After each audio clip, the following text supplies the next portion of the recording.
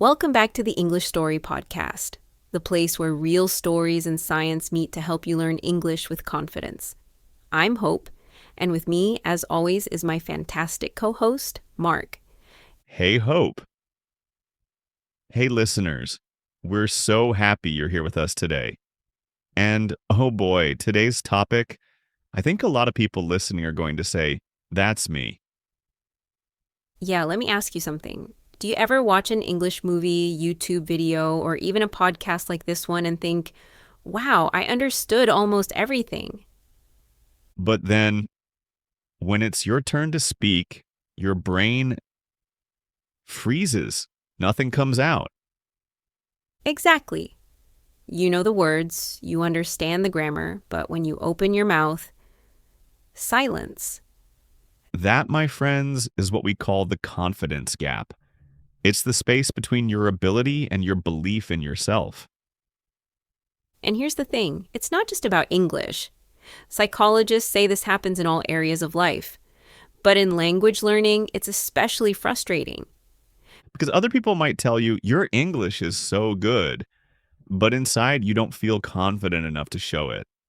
So in today's episode, we're going to explore this confidence gap, why it happens, how your brain tricks you, and most importantly, how you can close the gap and finally speak with confidence. We've got a story about one learner named Sara, some fascinating science, practical strategies you can start today, and of course, new English vocabulary to help you talk about this topic. And don't forget, we've also made a free PDF for you with today's tips, vocabulary, and exercises. You'll find it in the description. So stick with us until the end. You'll leave not only understanding the confidence gap, but also knowing how to beat it. Ready, Mark? Let's go. All right, let's meet Sara. She's one of our listeners, and her story might sound very familiar. Oh, yes. Sara is an English learner who absolutely loves Netflix dramas. She watches them every night, and here's the amazing part. She understands almost everything. No subtitles needed. That's pretty impressive, right? She can follow the story, laugh at the jokes, even catch those small cultural references. But when she's in class and her teacher asks a question, something very different happens. Yup. Sara hesitates. Her heart starts racing. She feels all the eyes on her. And then her words get stuck.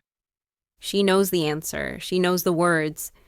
But her brain just freezes. Exactly. And she told me that sometimes while she's sitting there, she hears a little voice inside whispering, "Say something. Say something." Oof. That feels so real. And when she doesn't speak, she feels embarrassed. Here's the funny thing. Her friends say, "But your English is so good. You understand everything." But Sara doesn't feel that way. She told me, I understand English, but I can't speak it. It's like my confidence disappears when I open my mouth. That's the confidence gap in action. Her knowledge and her confidence don't match. And honestly, it's such a painful place to be. Because on one side, you're proud. You've worked hard to understand so much English. But on the other side, you feel stuck, like you can't show the world what you really know. Exactly. And Sara isn't alone. If you've ever felt like her, silent in class, nervous in meetings, or frozen in front of native speakers, then this next part will really help. Because now we're going to look at the science behind the confidence gap. What's really happening in your brain when you want to speak but can't? And more importantly, we'll show you how to close that gap, step by step. All right, let's dive into the psychology. So, what's really going on with Sara, and maybe with you too, when you understand English but can't speak it? Let's break down the science. The confidence gap. First, the confidence gap. Psychologists use this term to describe the space between what you can do and what you believe you can do. Right? In Sara's case, her ability is high. She understands English perfectly, but her self-belief, much lower. That gap creates hesitation. And here's the problem. When you believe you can't, your brain acts like you actually can't, even if you already have the skills. Exactly. It's not a lack of knowledge. It's a lack of confidence. Fear of judgment. So, why does this gap happen? A big reason is fear of judgment. Our brains are wired to see speaking as a social risk. When you talk, other people can judge you. Your accent, your grammar, your mistakes. And your brain doesn't like that risk. The amygdala, the part of your brain that processes fear, activates. That triggers the fight or flight response. Your heart races, your mouth goes dry, and instead of speaking, you freeze. So when Sarah's teacher asked a question, her brain wasn't thinking, oh, this is English practice. It was thinking, danger. Don't embarrass yourself. That's why silence feels safer in the moment, but frustrating afterward. Exposure therapy. Now, the good news is that psychologists know how to fix this. One proven method is called exposure therapy. It sounds technical, but it just means facing your fear gradually. You don't start with a big scary speech. You start small. Like talking to yourself in the mirror or recording a 30-second voice note in English. Then maybe practice with a close friend. Then maybe answer one question in class. Step by step, your brain learns, hey, speaking English isn't dangerous. Exactly. The more exposure you give yourself, the less power fear has. Speaking versus listening. Here's another important point. Listening and speaking are different skills. Yes, listening is passive. You're receiving language. Speaking is active. You're producing it. And active skills always take longer to feel natural. Think about sports. It's easy to watch basketball, but harder to play it. Great example. Sarah had years of listening practice from TV shows, but much less speaking practice. That's why her confidence dropped when it was her turn to talk. So, if you're frustrated because you understand but can't speak, remember, this is normal. You just need more practice producing language, not just hearing it. So, to sum up, the confidence gap is about self belief, fear of judgment, and lack of speaking practice. But don't worry. Coming up next, we'll give you practical strategies to build confidence and close that gap, plus 5 key English words to talk about this journey. Stay tuned. It's going to be good. All right, so now that we understand the why, let's focus on the how. How do you actually close the confidence gap and feel comfortable speaking English? We've got 4 practical strategies you can start today. No magic, no perfection, just real steps that work. Strategy 1. Use low-stakes practice. Start with situations where there's no pressure. For example, talk to a voice recorder every day for 2 minutes. I love that one. Nobody's listening, so you can be silly, make mistakes, even pause as much as you want. Exactly. Sara started sending herself WhatsApp voice notes in English.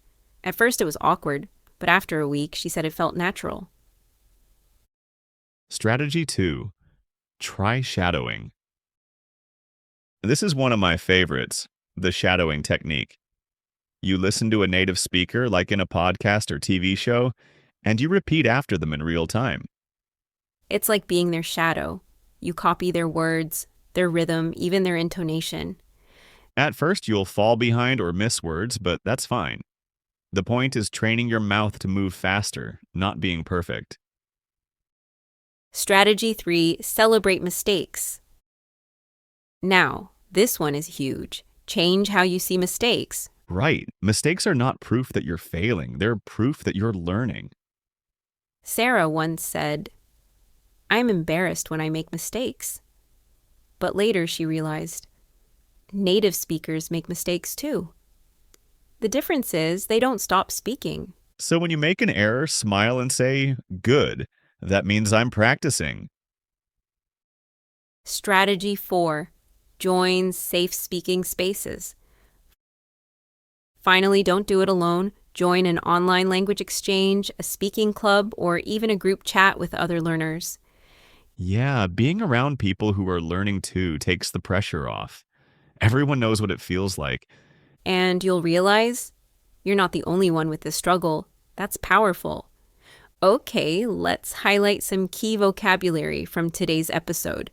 We've got 5 words for you. Repeat them with us to really practice. Confidence, belief in yourself. Example, she spoke with confidence in her interview. Hesitation, a pause before speaking or acting. Example, his hesitation showed he was nervous. Fluency, the ability to speak smoothly and naturally. Example, daily practice improves fluency. Exposure, contact with something many times. Example, exposure to English podcast helped her understand faster. Practice, doing something repeatedly to improve. Example, practice speaking daily to close the confidence gap. Okay, listeners, let's say them together. Ready? Confidence, hesitation, fluency, exposure, practice. Great job! And don't forget, you can pause, rewind, and shadow these words as many times as you need. And of course, they'll all be in the free PDF so you can review later.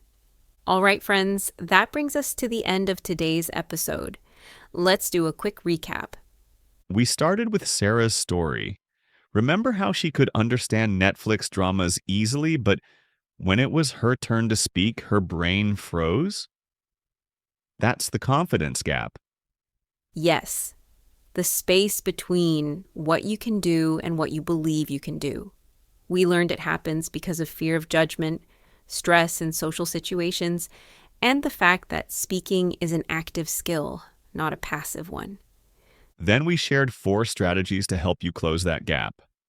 Low-stakes practice like voice notes, shadowing native speakers, celebrating mistakes as part of learning, joining safe speaking spaces with other learners. And we also practiced 5 useful words: confidence, hesitation, fluency, exposure, and practice. Here's the big takeaway.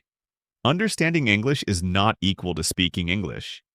But that doesn't mean you're failing. It means you just need more practice, exposure, and kindness toward yourself. So if you pressed play and listened until now, you've already practiced listening. Your next step? Speak, even if it's just one sentence today. Yes. Say it to your mirror, record it on your phone, or share it with a friend. Small steps add up to big results.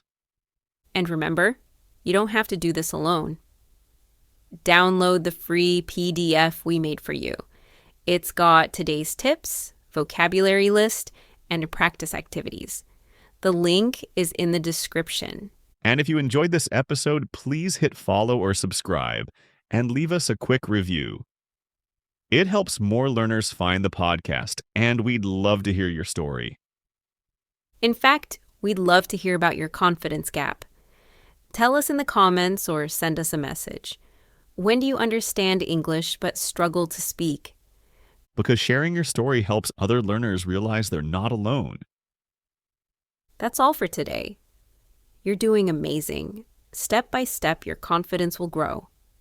Until next time, keep learning and keep growing. Bye.